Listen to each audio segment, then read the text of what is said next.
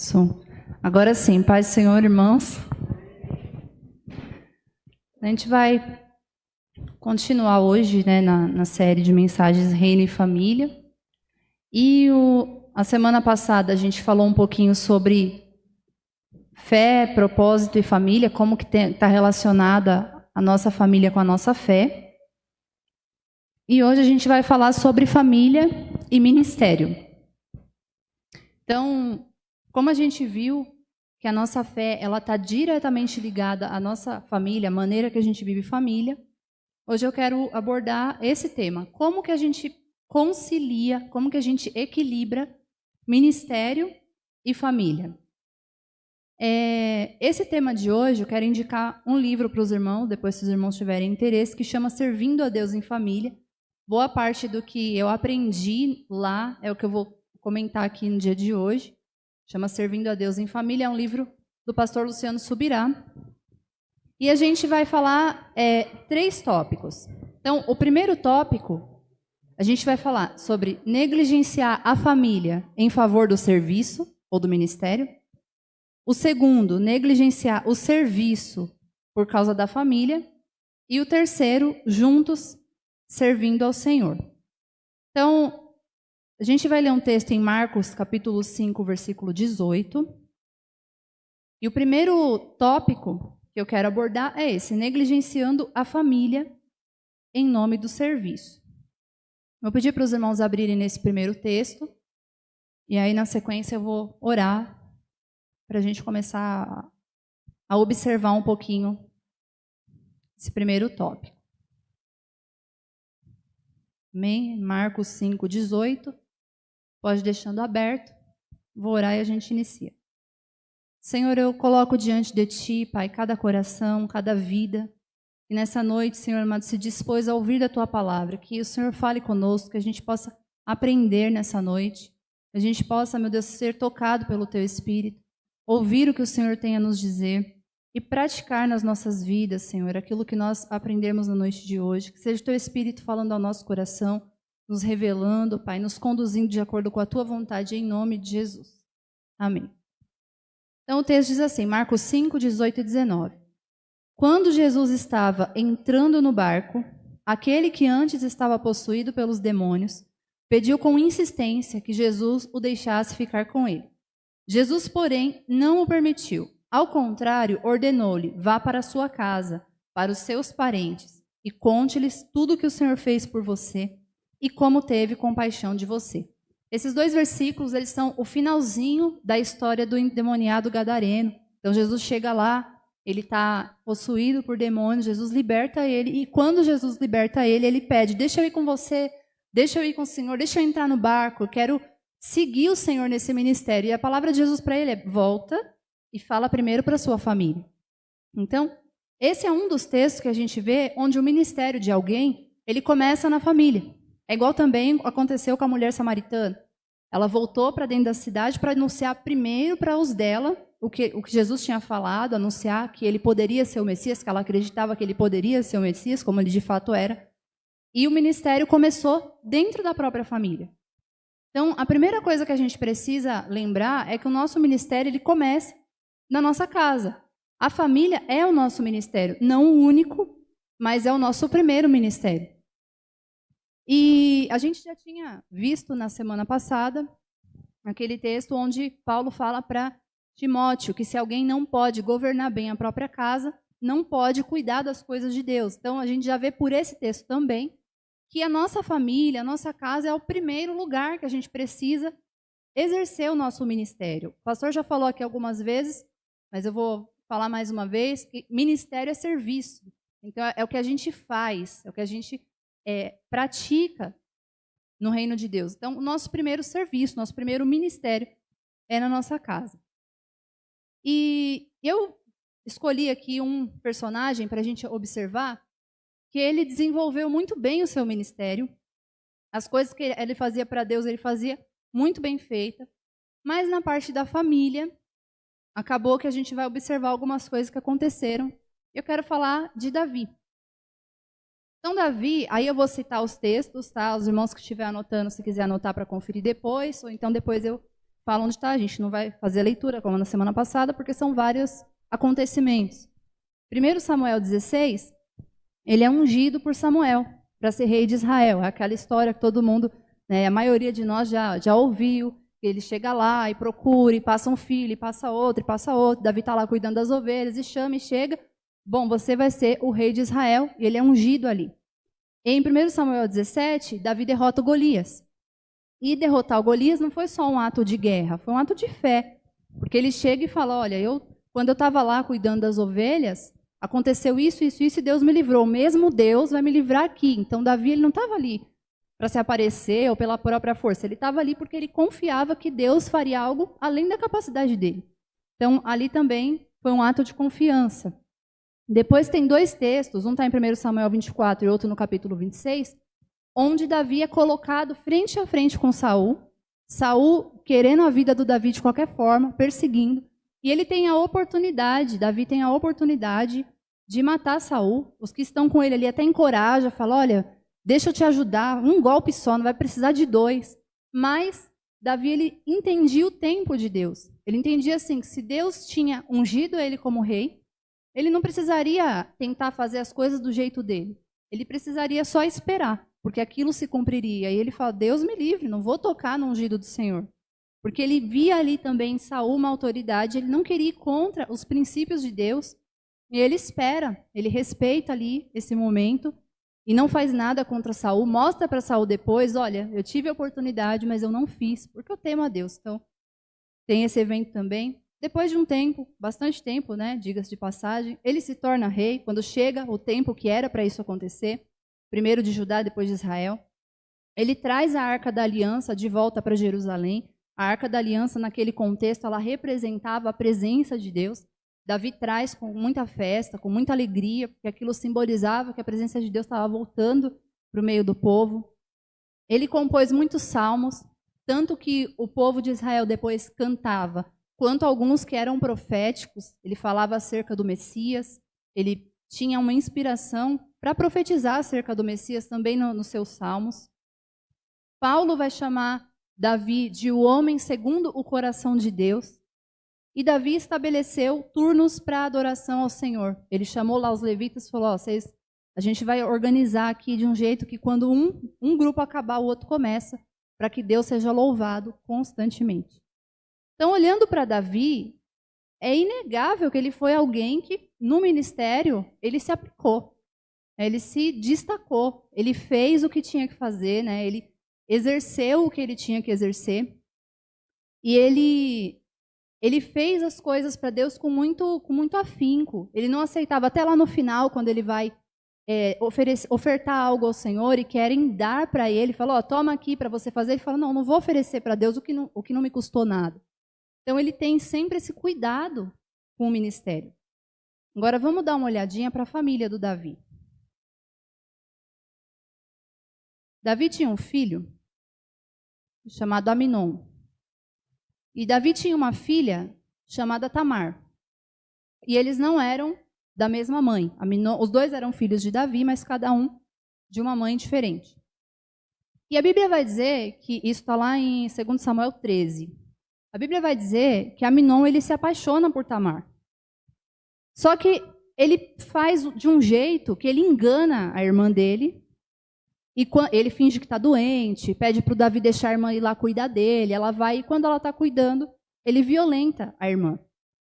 E depois que violenta, ele diz que pega repulsa por ela e expulsa ela de lá.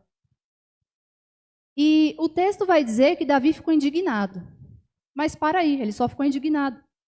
Infelizmente, Davi ele não teve nenhuma postura. Davi, como rei, ele poderia ter tomado alguma providência.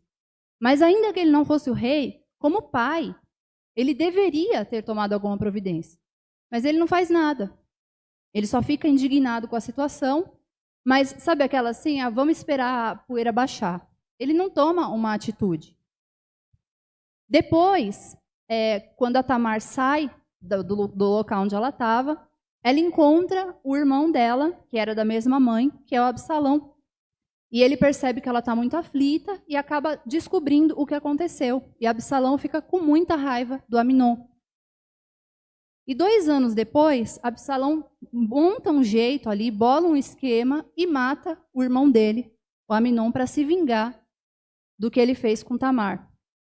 E aí, segundo Samuel 13, 32, tem um texto, porque eles voltam falando para Davi, olha, mataram todos os seus filhos, teve uma confusão lá, morreu todo mundo. E aí, esse texto vai dizer assim, mas Jonadab, filho de Simeia, irmão de Davi, tomou a palavra e disse, não pense o meu senhor que mataram todos os jovens filhos do rei, porque somente Aminon morreu. Absalão tinha resolvido fazer isso desde o dia em que sua irmã Tamar foi violentada por Aminon. Então, desde o dia do fato, o Absalão já estava planejando. É lógico que eu não estou aqui justificando o Absalão. Está errado também. Mas se Davi tivesse tomado alguma providência na ocasião, talvez teria evitado que isso acontecesse depois. Então, esse é um dos exemplos de Davi ele não ter sido muito feliz na postura dele com relação aos filhos. E aí, eu vou falar de um outro filho dele, apesar que Davi tinha vários filhos, mas eu vou falar de um outro, esse está em 1 Reis capítulo 1, que era o Adonias. Quando Davi, bem antes de ficar velho, ele promete para Batseba e para Salomão que Salomão vai ser o sucessor, mesmo ele não sendo o mais velho. Davi já tinha feito essa promessa, já tinha escolhido, já tinha estabelecido. Só que aí Davi envelhece, chega aquela parte que ele precisa de uma moça para cuidar dele, que ele está numa cama lá deitado. E o Adonias, que é o outro filho, ele chega, ele sai e fala, bom, eu vou ser o rei. Eu acho até engraçado essa parte, porque ele simplesmente levanta, vai lá fora e fala, gente, eu sou o rei agora. Quando a Batseba ouve isso e o profeta Natan ouve isso, eles falam, aí o Natan fala para ela, vai lá e fala para o Davi o que está acontecendo, porque não foi prometido para o seu filho que ele ia ser o sucessor? E ela vai, entra lá, começa a falar com Davi, explica a situação. Quando ela está terminando de falar, o Natan entra em seguida, que é o profeta, confirma a história, porque eles tinham combinado isso, de fazer assim para dar mais credibilidade, até porque era verdade, mas só para ter 2 pessoas, 2 testemunhas. E Davi, naquela hora, chama o Salomão e faz do Salomão rei. Mas olha, eu acho interessante uma coisa que a Bíblia registra sobre Adonias. E eu nunca acho que nenhum detalhe da Bíblia é por acaso. Eu acho que sempre é para nos ensinar algo. 1 Reis, capítulo 1, versículo 6. Seu pai, falando do Davi, seu pai jamais o tinha contrariado, dizendo, por que você fez isso ou aquilo? Adonias tinha boa aparência e era mais jovem do que Absalão. Então, Davi nunca tinha contrariado Adonias. Tudo que ele pensou em fazer, desde o dia que ele nasceu, a Bíblia vai dizer que o pai dele nunca tinha contrariado. Aí cai no que eu comentei a semana passada. Ele não teve limites colocados pelo pai. Então, quando chegou na vida, ele achou que também não tinha limite. Eu quero ser o rei, então eu vou ser o rei. Vou lá fora e vou falar que eu sou o rei. Achou que ia funcionar assim, e não funcionou assim.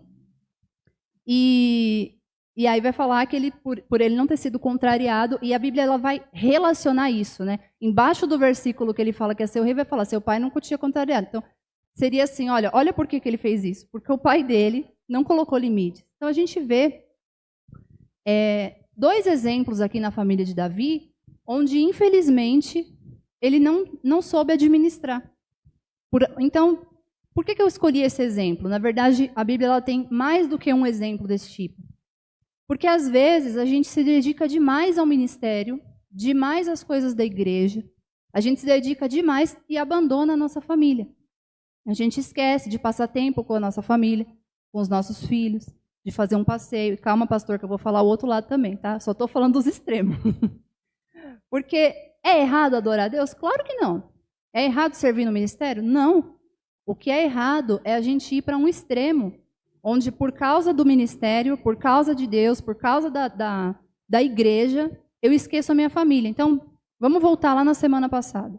Deus criou a família, Deus planejou a família, e Deus quer que através da família a gente enxergue Ele. Então, não faz sentido nenhum eu usar o meu ministério para abandonar minha família, sendo que é através da família que Deus quer que eu entenda algumas coisas do reino espiritual. Esse é um extremo. Agora vamos ver o outro. O segundo extremo é quando as pessoas negligenciam a igreja e o ministério por causa da família.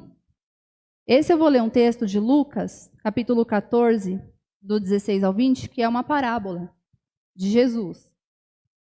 Diz assim: Jesus, porém, respondeu. Lucas 14, 16. Jesus, porém, respondeu: certo homem deu uma grande ceia e convidou muitos. A hora da ceia enviou seu servo para avisar aos convidados: venham, porque tudo já está preparado. Mas todos eles, um por um, começaram a apresentar desculpas. O primeiro disse: comprei um campo e preciso vê-lo, peço que me desculpe. Outro disse: comprei 5 juntas de boi e vou experimentá-las, peço que me desculpe. E outro disse: casei-me e por isso não posso ir.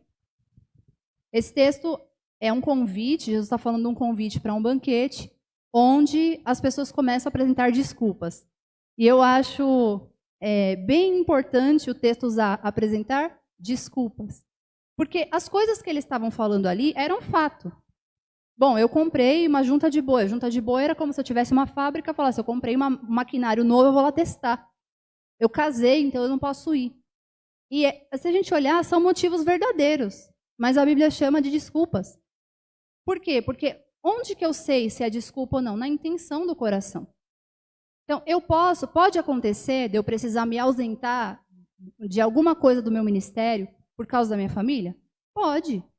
Existem os momentos, né? Vou até dar um exemplo aqui, quando a gente tem bebê, a gente tem o período lá do resguardo, tem que fazer certinho. O bebê não tem imunidade, você vai ficar com ele pelo menos os primeiros dias na sua casa, depois você começa a sair, depois você vai adaptando. Mas o que não dá é para toda a vida eu me ausentar das coisas do meu ministério e falar: mas é porque eu tenho família, igual aqui, é que eu casei, por isso eu não posso ir. Então, a ideia do texto é essa. As pessoas elas estavam falando motivos verdadeiros, mas com a intenção errada, com a intenção falsa. Sabe aquele negócio assim: eu estou tão cansado hoje, acho que eu não vou não. Ai, que bom, chegou a visita, agora eu vou falar que foi a visita, e aí eu não vou. Mas, na verdade, não era. Né? É lógico, eu volto a dizer, não estou dizendo que não aconteça, estou dizendo quando a gente premedita isso, sabe? Eu vou pensar em alguma coisa aqui para usar como desculpa para não fazer meu ministério. E eu sei, principalmente as gerações anteriores, eu vejo muita reclamação de pessoas que já são adultas, que eram filhos de pastores, ou de alguém muito envolvido no ministério, e falar: meu pai mal tinha tempo para a gente, era só igreja. Meu pai e minha mãe mal conversava, porque ela era muito... E talvez por causa desse extremo que as gerações anteriores elas viviam, a gente está tentando equilibrar, mas indo para o outro extremo. Tentando equilibrar, falando assim: não, primeiro a minha família. E aí a gente acaba descompensando, né, isso. Uma coisa também que a gente precisa observar é que os nossos filhos, eles dão importância para o que a gente dá importância. Então, se a minha filha ela me vê todo dia, acordando 5:30 da manhã, me arrumando, indo trabalhar, pode estar chovendo, pode estar sol, pode estar frio, eu posso estar cansada, eu estou indo. Qual mensagem estou passando para ela? Trabalho deve ser uma coisa muito importante, porque minha mãe todo dia vai. Não importa se está frio, não importa se está calor, se está chovendo, se ela está cansada, se ela dormiu pouco, ela vai. Agora, quando eu começo a tratar as coisas de Deus e do ministério, se der eu faço, se der eu vou, se der eu participo. Qual que é a mensagem que eu estou passando para minha família? Isso é opcional. Não deve ser tão importante assim. Porque se para ir trabalhar, vai com chuva, vai com frio, vai com tudo, e se para fazer as coisas do ministério, eu nem estou falando só de culto, qualquer coisa relacionada ao ministério, eu preciso esperar estar um dia que eu estou feliz, um dia que está agradável, um dia que o tempo está bom, então possivelmente o trabalho é mais importante. Possivelmente a outra parte da vida ela é mais importante do que o ministério. Então a gente precisa tomar cuidado para não passar essa mensagem errada também para a nossa família. Tem uma dificuldade no ser humano de encontrar o equilíbrio. E isso não é só na parte espiritual, é em tudo. A gente vê, pelo menos assim, as pessoas que eu convivo, lá do meu trabalho e tudo, eu tenho aqueles que só comem coisa saudável, só saudável. E olha tudo. Tem uma professora que trabalha lá, que ela sempre leva o que ela vai comer, você olha, é tudo saudável, tudo bonitinho. Você nunca vê ela comendo nada fora ali. E tem outros que só comem besteira. É difícil você achar alguém que equilibra, que come um pouco de coisa saudável, mas de vez em quando tem uma vontade, pede uma pizza, faz uma coisa difícil. Porque a gente tem mania de ir para o extremo. A gente tem parece que é uma tendência nossa de ir para o extremo.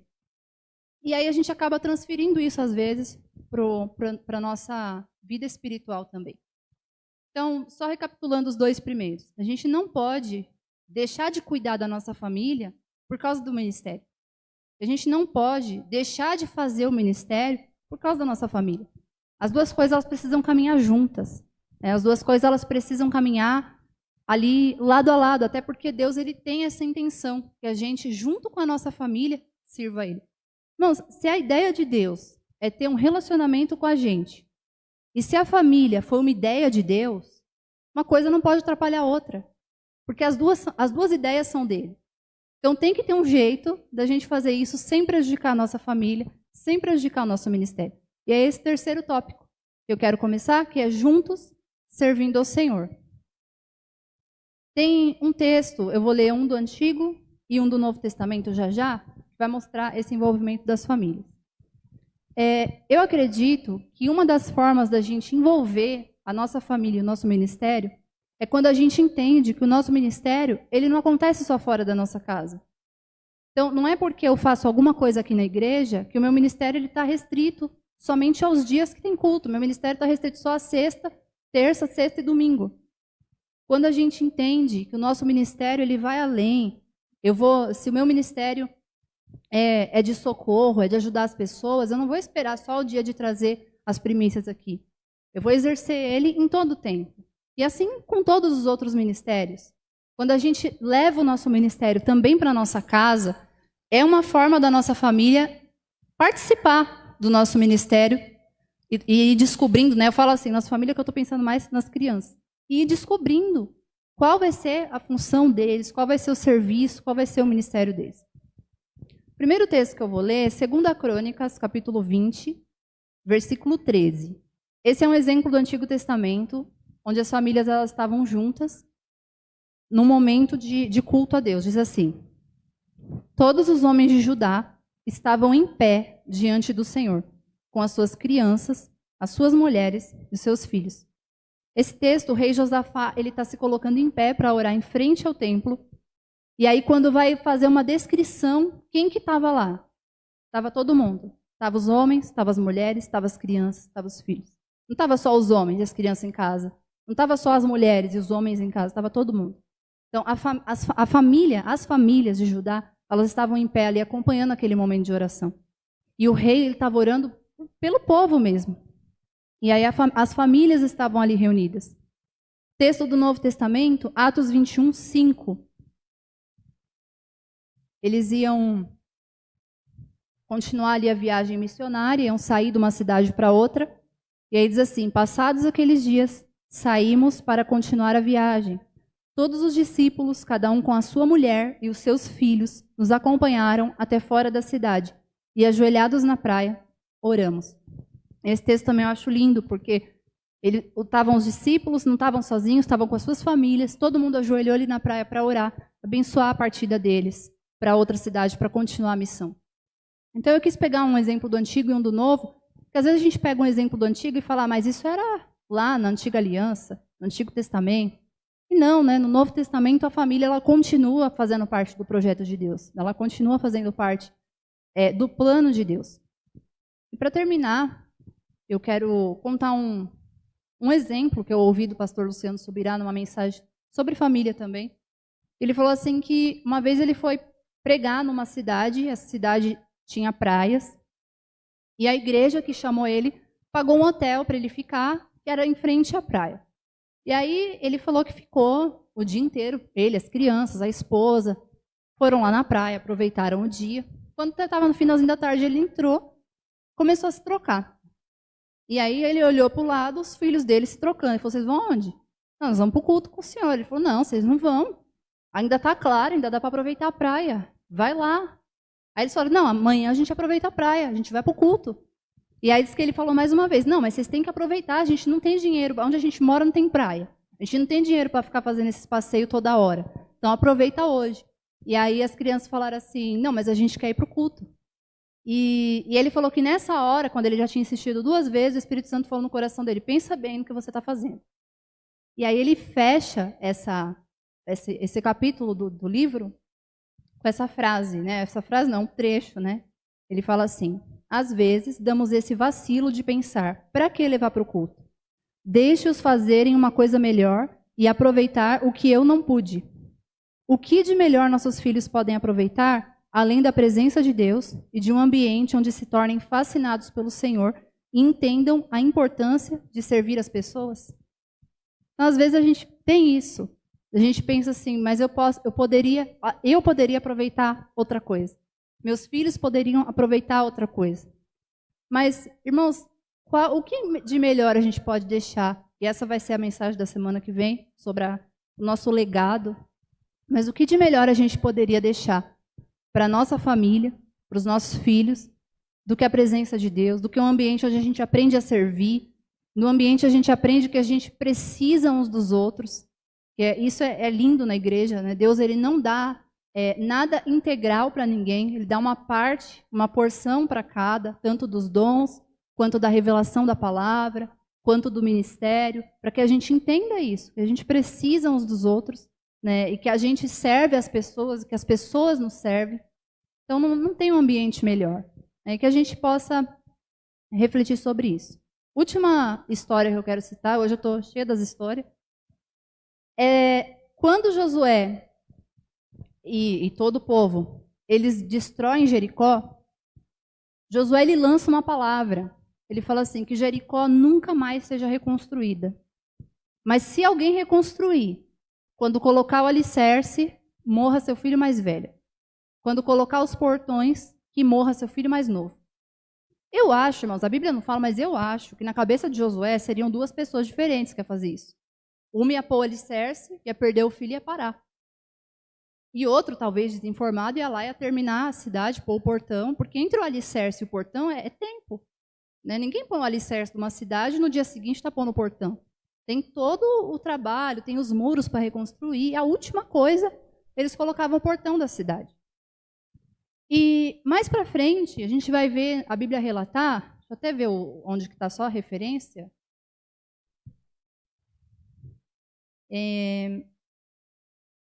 Do outro lado. 1 Reis 16. A gente vai ver a Bíblia relatar sobre um homem chamado Hiel, que ele resolveu reconstruir Jericó. E quando ele colocou os alicerces, ele perdeu o filho mais velho. E ele mesmo colocou os portões depois. E perdeu o filho mais novo. Então, se no começo ele tinha alguma dúvida, será que Josué falou sério? Ele viu que se cumpriu. Quando ele colocou os alicerces, morreu o filho mais velho.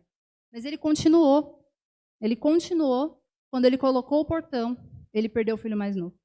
E esse texto me faz pensar que nenhum projeto ele pode custar a nossa família. Esse homem, ele terminou um projeto. Jericó ficou lá, reconstruída. Até no tempo de Jesus, você vê ele passar lá por Jericó. Estava reconstruída lá, bonitinha.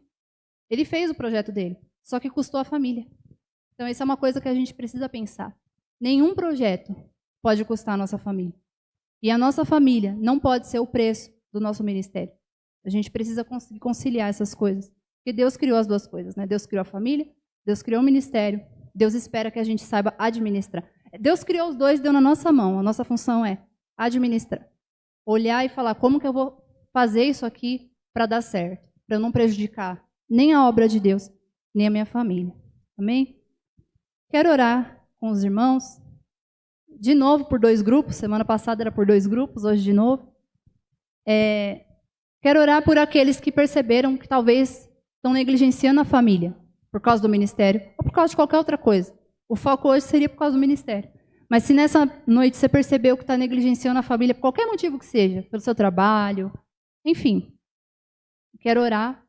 E também quero orar por pessoas que perceberam que talvez, então, em vez de usar a família no ministério, tem deixado que a família sirva, vou pôr aqui entre aspas, né, como diz o texto, de desculpa para não fazer a obra de Deus. Então, gostaria de orar. E, claro, né, para quem está conseguindo conciliar aí, para que continue. Que é isso que Deus espera de nós. Amém? Você pode se colocar em pé para a gente fazer essa oração? Deus, obrigada, Pai, pela tua palavra. Obrigada, Senhor, por falar ao nosso coração. Senhor amado, obrigada porque o Senhor sempre abre os nossos olhos, o Senhor sempre nos mostra. E o motivo que o Senhor faz isso, Pai, é por nos amar, é porque nos quer perto do Senhor, é porque deseja se relacionar conosco. Senhor, Pai amado, não se agrada que nada interfira, Senhor amado, na nossa adoração.